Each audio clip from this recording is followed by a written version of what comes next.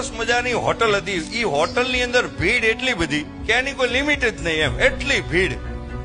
પણ ઈ ભીડની અંદર એક એવો વ્યક્તિ કે બિલ આપ્યા વગર વયો જાય. એમાં મેનેજરને ખબર કે આ 6 મહિનાથી બિલ નથી દેતું. આ ભીડનો લાભ ઉઠાવી અને આ નીકળી જાય છે.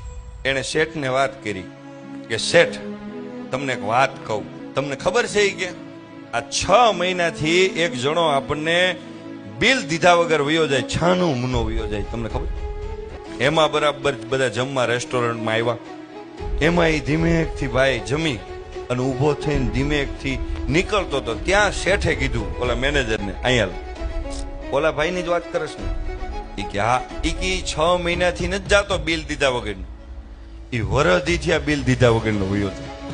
એ કે તો તમને ખબર છે તો તમે એને કઈ કેમ કહેતા નથી? એ કે ઈ જયારે જમવા આવતો હોય છે ત્યારે ઈ ઘરેથી પ્રાર્થના કરીને આવતો હોય છે કે હે ભગવાન, આની દુકાનમાં કાયમ ભીડ રાખજો જેથી કરીને હું બિલ દીધા વગરનો નીકળી જાઉં. એની પ્રાર્થના કદાચ સાંભળતો હોય ભગવાનને, આપણી ભીડ થતી હોય તો. એટલે અમુક જગ્યાએ આપણી હારે એવા માણસો હોય ને, એ આ રીતે નીકળતા હોય તો લેટ ગો કરવાનું.